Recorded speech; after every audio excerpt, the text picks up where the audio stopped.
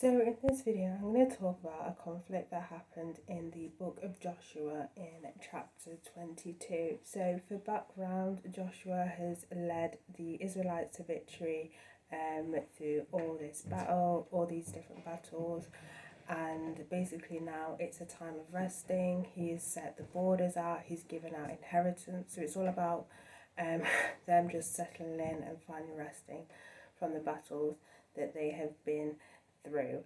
Now, then an incident happened where and the neighbours over one side of the River Jordan decided to build an altar, and I feel that this the way about they deal with this conflict is a great way that we can reflect on how to deal with when we suddenly see someone doing something that provokes anger and how to approach it. So, as I said, this is in Joshua chapter 22, and this is from verse 10. So, and when they came to the region of the Jordan, which is in the land of Canaan, the children of Reuben, the children of Gad, and half the tribe of Manasseh, can I just say I've probably said these all wrong, but anyway, built an altar there by the Jordan, a great impressive altar. Now the children of Israel heard someone say, Behold, the children of Reuben, the children of Gad, and half of the tribe of Manasseh have built an altar on the frontier of the land of Canaan, in the region of the Jordan, on the children of Israel's side. And when the children of Israel heard of it, the whole congregation of the children of Israel gathered together at Shiloh to go to war against him.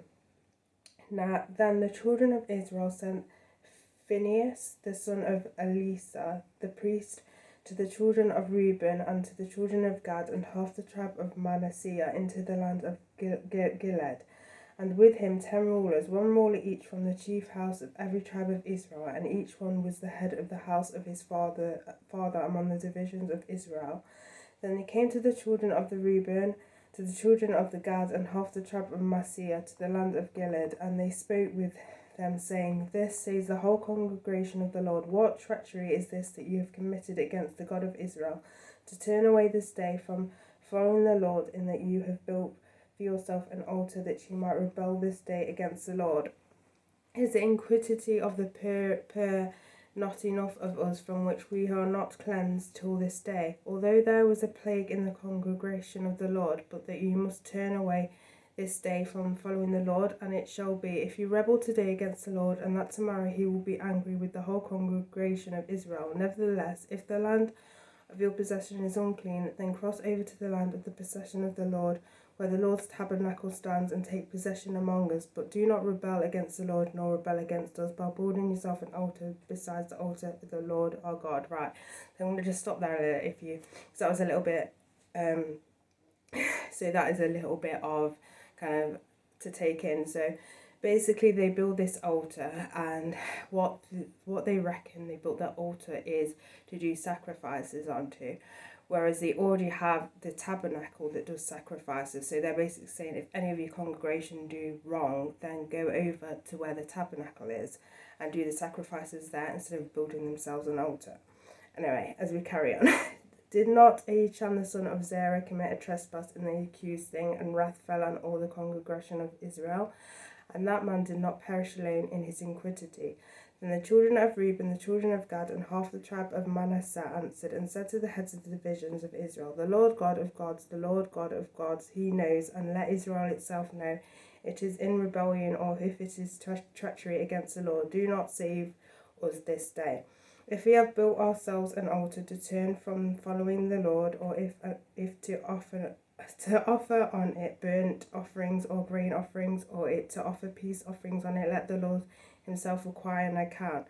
But in fact that we have done it for fear, for a reason, saying, In time to come your descendants may speak to our descendants, saying, What have you to do with the Lord God of Israel? For the Lord has made the Jordan a border between you and us, your children of Reuben and children of Gad. You have no part in the Lord.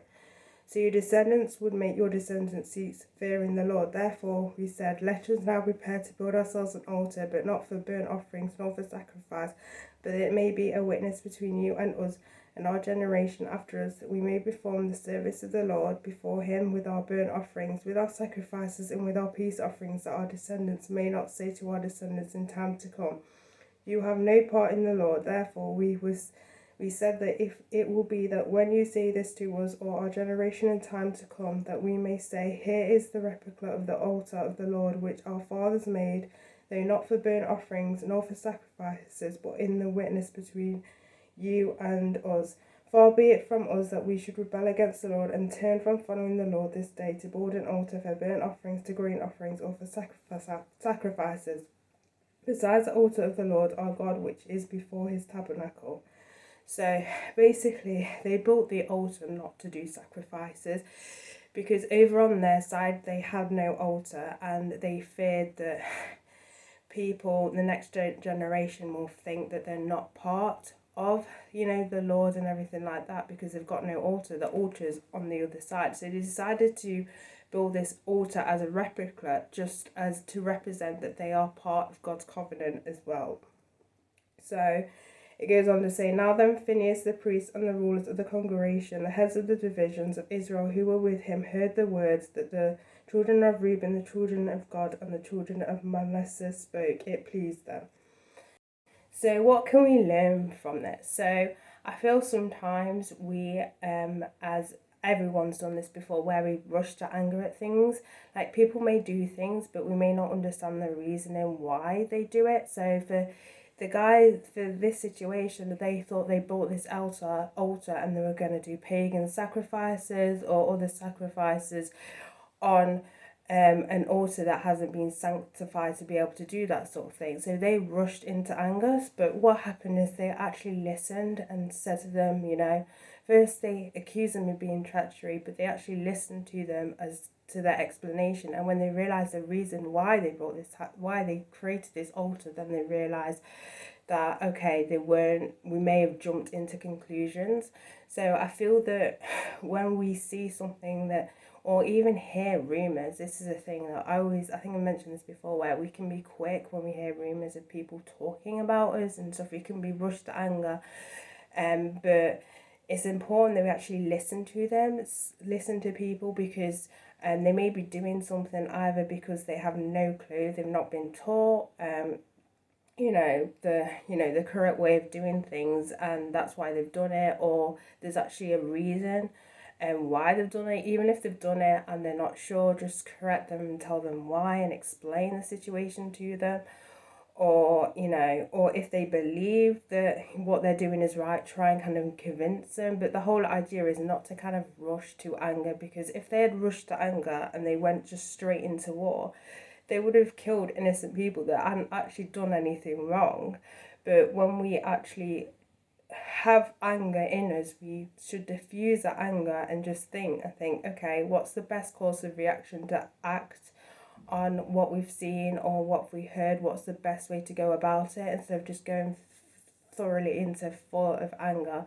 It's important to kind of get an understanding of the situation. Is to basically just to think.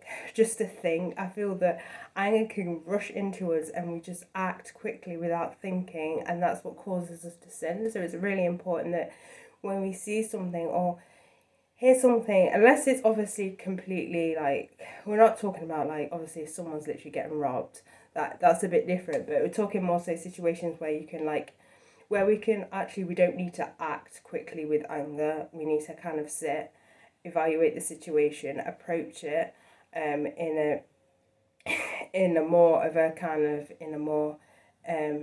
I don't want to say decent way as such, but approach it in a way in which that it needs to be approached to, and deal with it that way. And obviously in the process of this, also asking God if it's something that we need to pray on to God for advice on how to approach this situation. But the whole idea is not to rush into anger, because when we rush into anger, we can make the situation 10 times worse, and we can hurt people, which in actual fact could have been sorted out completely different. And you've rushed into conclusions when all this time that actually no cause for it, and you've caused anger towards this situation. And it's kind of it gets I can't even say the word, but the situation gets bigger, and it can come to the conclusion where they've actually not done anything wrong or you've misheard something. So it's really important when it comes to conflict to actually think about it, talk it through with the parties instead of just rushing in or guns raving. It's important to analyse that situation.